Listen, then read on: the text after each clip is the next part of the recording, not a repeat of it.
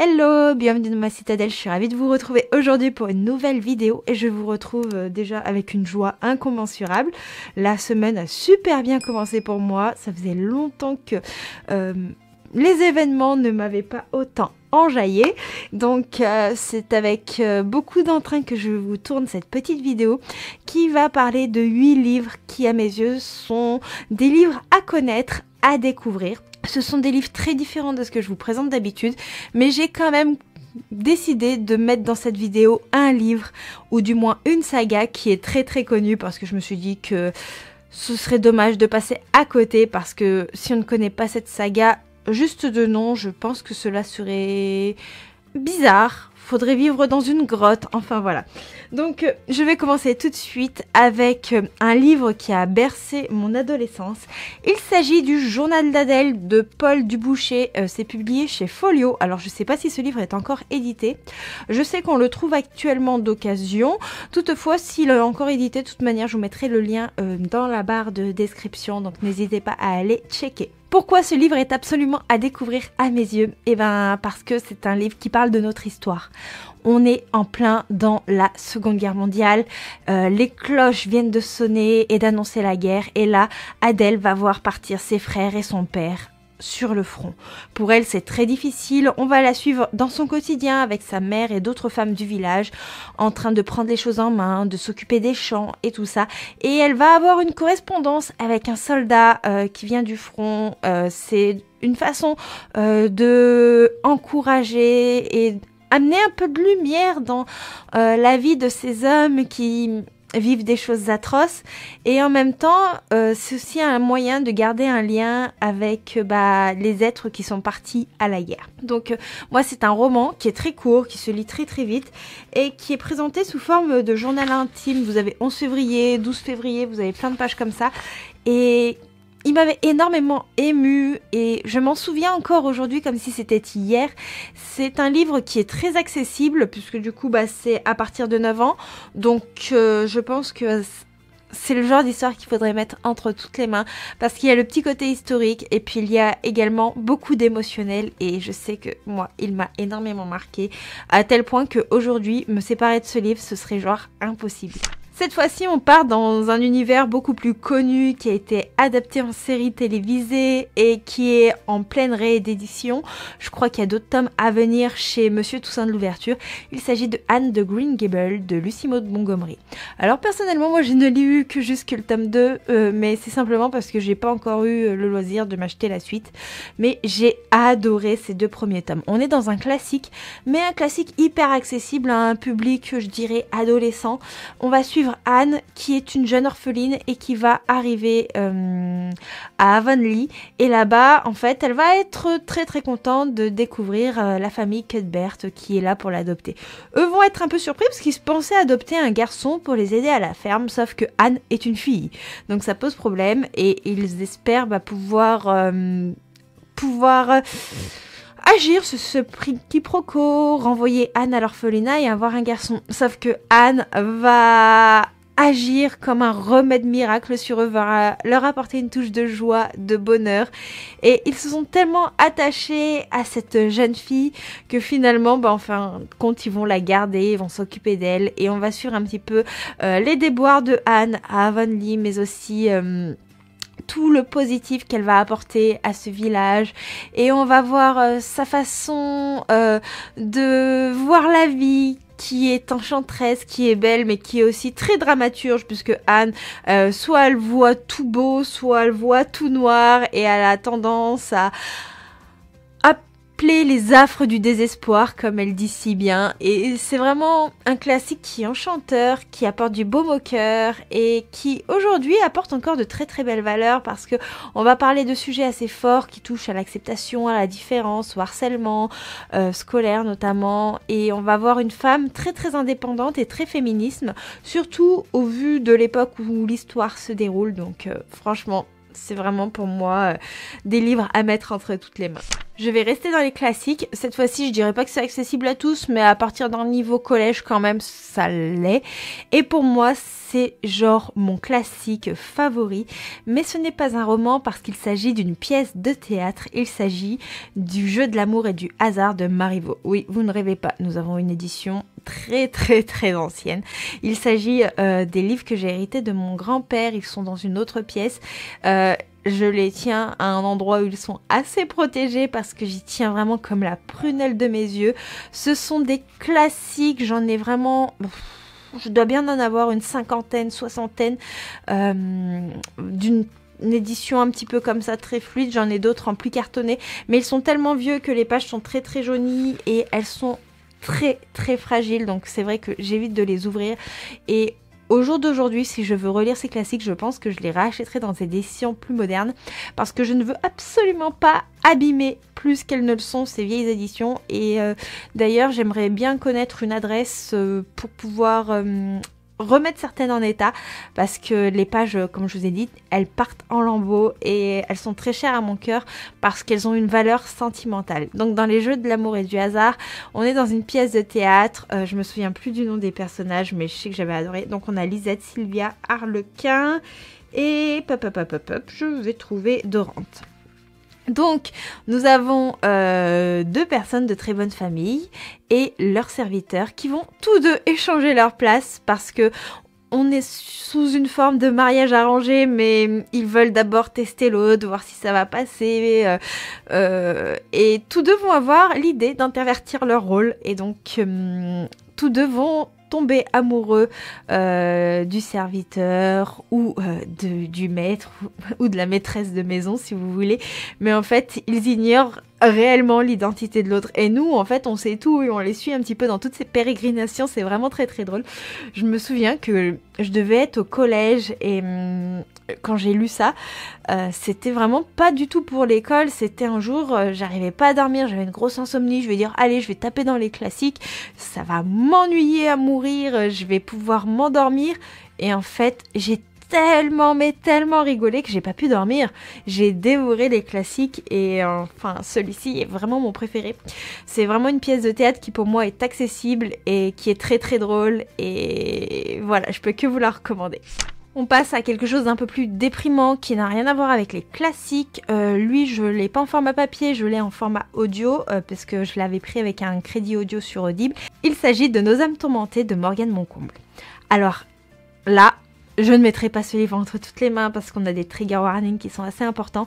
Mais pourtant, c'est une romance à découvrir par rapport à ces thèmes qui touchent au harcèlement, à la famille, mais aussi à la violence intime. Voilà, je dis pas les mots parce que avec YouTube et tout, j'ai pas envie que la vidéo se fasse bannir. Mais voilà, c'est assez compliqué pour notre héroïne qui s'appelle Azalée et quand elle va devoir revenir sur le lieu de son enfance suite au décès de sa mère plutôt, elle va devoir affronter son passé et ça va pas être évident. Et là, elle va faire la connaissance du nouveau voisin qui était là, qui connaissait bien sa maman et qui va lui être d'une grande aide parce qu'elle va devoir affronter les personnes qui ne l'ont pas cru quand on l'a harcelée. Elle va devoir affronter tout ce qui l'a fait souffrir durant son enfance, son adolescence et le regard qu'on a sur elle aujourd'hui n'est pas forcément mieux. Moi, c'est un roman qui m'a vraiment bouleversée. Et comme dit Morgane Moncomble, j'aime souffrir. Clairement, j'aime souffrir. Parce que quand j'ai rencontré l'autrice à Montreuil, je lui ai dit que Nos âmes tourmentées, c'était mon roman préféré de sa plume, que je l'avais relu plusieurs fois en audio et tout. Et là, elle m'a dit, non mais toi, t'aimes souffrir. Parce que oui, c'est un roman qui vous bouleverse, c'est un roman qui vous met les larmes à l'œil, les larmes aux yeux. Et donc, on peut pas passer à côté d'un livre comme ça, de vue de ces thématiques, parce que c'est fort. Et pour moi, il y a un petit côté pédagogique et un petit côté réflexion sur la société d'aujourd'hui qui est important, parce que pour moi la lecture c'est pas que des histoires, c'est aussi une manière d'apprendre, c'est une manière de faire évoluer les mœurs et c'est une manière de montrer la réalité de la vie et des choses qui parfois arrivent et qui ne sont pas drôles. Et ce livre pour moi c'est ce qui reflète. Bon, on va rester un petit peu dans la partie déprimante avant de passer à quelque chose d'un peu plus joyeux, parce que pour moi, il faut absolument découvrir ce roman qui est Ma vie pour la tienne de Jodi Picoult. Donc là, on est plus dans une histoire contemporaine, on n'a rien à voir avec mon style de lecture habituel, mais c'est pareil, c'est un roman que j'ai dû lire au collège. Oui, et je m'en souviens comme si c'était hier. Je ne me souviens plus des noms des personnages, mais ils sont marqués là derrière, donc ça ira. On va suivre Anna qui a un cancer, notamment une leucémie. Elle a subi plein d'interventions, mais on ne trouve pas le moyen de la sauver. Et c'est là que Kate apparaît. Kate a été conçue pour être assez conforme génétiquement à sa sœur. C'est un enfant médicament et on est là pour lui faire des prélèvements de moelle osseuse et plein de petites choses comme ça pour aider sa sœur à survivre. Sauf qu'en fait, Kate, un jour, elle en a marre et elle va dire à ses parents « Mais moi aussi, je veux vivre. Parce que j'ai pas le droit de faire du sport à l'école, j'ai pas le droit de faire plein de choses, tout ça parce que je dois subir des interventions pour aider ma sœur à survivre. Mais du coup, moi, je ne vis plus. » Et donc, un jour, elle va prendre un avocat et elle va mettre ses parents au tribunal. Donc il y a plein d'enjeux et de sujets qui rentrent en dehors de cette trame de fond. Ce livre a d'ailleurs été adapté au cinéma, mais ils n'ont pas du tout la même fin. Voilà, ils ont pris des libertés au niveau du scénario. Je crois que d'ailleurs dans le film c'est avec Cameron Diaz, si je vous dis pas de bêtises. Et moi c'est un livre qui m'a émue au possible, qui m'a fait énormément pleurer. Et je vous l'ai dit, je l'ai lu au collège et ça m'a bouleversée. Je l'avais emprunté à la bibliothèque, je me souviens. Et donc il m'a tellement percuté ce roman qu'une fois à l'âge adulte, je l'ai acheté d'occasion parce qu'il me le fallait. Il me le fallait, même si je sais que je le relirai pas parce que j'ai plein de choses à lire et que j'ai pas envie de pleurer toutes les larmes de mon corps aujourd'hui. Il me fallait ce livre. Voilà, c'est vraiment une pépite. Et les messages, moi personnellement, m'ont bouleversée et c'est intense comme histoire, ça laisse pas insensible et ça touche vraiment toute votre âme. Juste d'en parler, j'ai envie de chialer, c'est un truc de fou. Bon, on va passer à quelque chose beaucoup plus joyeux parce que, pour moi, il faut découvrir les contes merveilleux de Shiitake. Alors, les contes, à mon avis, vous les connaissez déjà parce que c'est des contes de Andersen, de Perrault, de Grimm, de Beaumont, de Carroll. Donc voilà, vous les connaissez, mais vous ne connaissez peut-être pas cette sublime exemplaire. Cette sublime exemplaire. Oui, bien sûr, tu parles de plus en plus français, toi. Donc, ce sublime album qui est illustré par Shiitake. Donc, on a les contes avec une interprétation japonaise de toute beauté. Déjà, regardez-moi juste là, derrière la couverture. Ces pages sont absolument magnifiques. Donc vous avez le petit chaperon rouge, vous avez Cendrillon, vous avez la princesse au petit pois. Et regardez-moi ces illustrations qui nous reprend les contes de notre enfance. Pour moi, c'est le genre d'album déjà à avoir pour l'aspect collection, mais aussi pour se replonger. Et je sais que pendant très longtemps, même adolescente, j'aimais bien me lire un conte avant de dormir. Et avec cet album-là, c'est un véritable plaisir. Aujourd'hui, je l'ouvre pour lire des histoires à ma nièce. D'ailleurs, j'avais mis une pub Marionneau, vous voyez, parce que j'étais en train de lui lire un conte la dernière fois. Donc voilà, c'est vraiment un album vraiment sublime. Je vais essayer de vous mettre quand même un peu plus d'inserts juste après pour que vous puissiez admirer la beauté de cette œuvre-là. Mais pour moi, c'est vraiment une œuvre pépite, une œuvre qui vous en met plein les yeux. Donc si on lit le résumé, ça nous met « Il était une fois une belle princesse endormie, une charmante petite fille et un loup, la reine des neiges, un jouet amoureux, une sirène qui rêve, un lapin en retard. Tous ces contes de notre enfance et bien d'autres encore sont rassemblés dans ce recueil. Saviez-vous qu'en Corée, le loup du petit chaperon rouge était un tigre ? Que Blanche-Neige aurait réellement existé ? Que le conte préféré du jeune roi Soleil était Peau d'âne ? Que le surnom de Napoléon Bonaparte était le chat botté ? laissez agir le charme du monde onirique exceptionnel de l'artiste japonaise Shitake, poussez la porte des contes merveilleux. Donc voilà, ça rend encore plus merveilleux les contes qui nous ont bercés étant petits. On part dans une romance, mais qui pour moi évoque la diversité et la douceur, la musique, la reconstruction. Il s'agit de Maybe Someday de Colleen Hoover. Donc c'est mon roman préféré de cette autrice de romance qui est très très connue. Mais pourquoi pour moi il est absolument à découvrir? Parce que on va mettre la surdité en avant. Nous allons suivre Sydney, elle a 22 ans, elle vit avec sa meilleure amie et puis son copain, puis un jour en fait elle va s'apercevoir que celui-ci le trompe et sachant que elle communiquait avec le voisin d'en face par écrit parce que tous deux sont fans de musique, quand elle va partir en pleurant et tout ça, il va venir lui proposer de loger chez lui parce qu'il a une chambre à louer, afin qu'elle ne reste pas dans la rue et qu'elle ne soit pas obligée de vivre avec les deux personnes qui lui ont fait des infidélités. Sauf que elle ne savait pas, comme il communiquait qu'à distance et par écrit, que celui-ci était sourd. Mais c'est d'autant plus surprenant parce qu'il joue de la musique. Mais pourquoi il joue de la musique? Comment il fait pour jouer de la guitare, pour composer, pour savoir qu'une personne chante bien? Tout simplement parce qu'il se fie aux vibrations et parce que il a un don, il a une façon de faire et c'était tellement beau.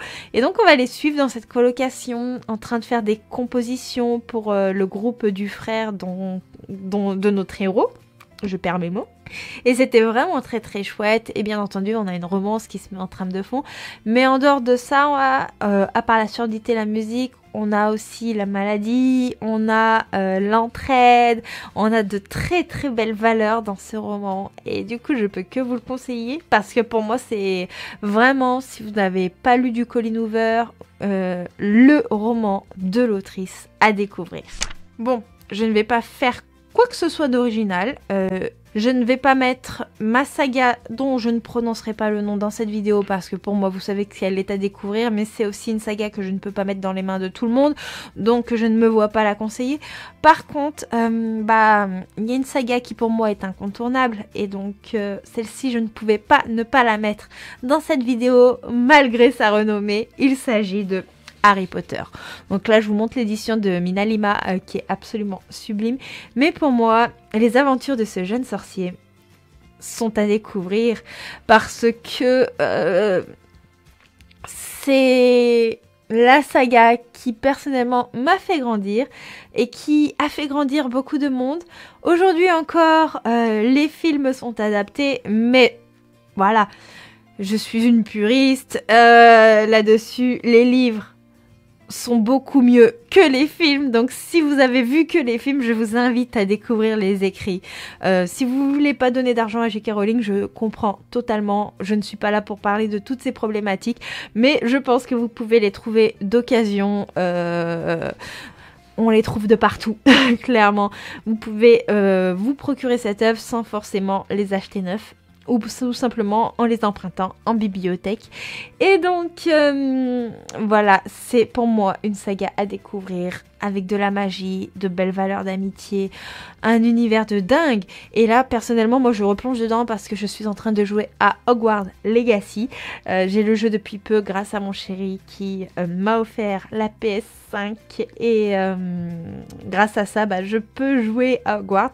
J'étais en PLS en découvrant tout le monde qui découvrait le jeu et j'avais trop envie et du coup voilà, on a maintenant la possibilité d'y jouer à la maison et je replonge dans cette saga que j'ai relue 1 million de fois et dont je ne me lasserai jamais. Donc si vous voulez vous aussi découvrir la magie, vous plonger dans un univers incroyable et surtout découvrir plein de détails qui ne sont pas dans les films concernant l'univers, notamment je pense à toutes les discussions qu'il y a entre Harry et Dumbledore qui sont tellement minimisées dans les films alors qu'elles apportent énormément de richesse à l'écrit. découvre Harry Potter. Et c'est pareil, vous pouvez les découvrir en audio. L'audio est absolument incroyable. Voilà, bref, Harry Potter est une saga incroyable qu'il faut découvrir. Et pour moi, bah forcément, je ne pouvais pas faire une vidéo sur 8 livres à absolument découvrir sans mettre Harry Potter. Donc oui, c'est une saga, mais voilà, je compte le premier tome. Et après, bien entendu, bah, quand on met le premier tome d'une saga, on a envie de tout lire. Voilà. Sur ce sera tout pour cette vidéo. Moi, j'ai été trop contente de vous la tourner. Maintenant, je vais m'atteler à vite la monter et puis je vais aller retrouver ma manette de PlayStation pour jouer à Harry Potter, retourner à Poudlard. Là, je suis en train de découvrir Préolard. Sur ce, j'espère que vous avez passé un bon moment en ma compagnie. N'hésitez pas à me mettre vos top 8 de livres à découvrir également en commentaire parce que voilà, hein, c'est du partage, c'est pour ça qu'est créée la chaîne, c'est vraiment pour qu'on puisse dialoguer, partager, se donner des titres, faire des découvertes. N'hésitez pas du coup à laisser un petit commentaire pour me dire tout ça, à liker la vidéo, à la partager, à vous abonner si ce n'est pas déjà fait, ça me ferait vraiment très plaisir et ça permet de soutenir la chaîne. Et moi je vous fais plein de bisous et je vous dis à très bientôt pour une prochaine vidéo. Ciao ciao.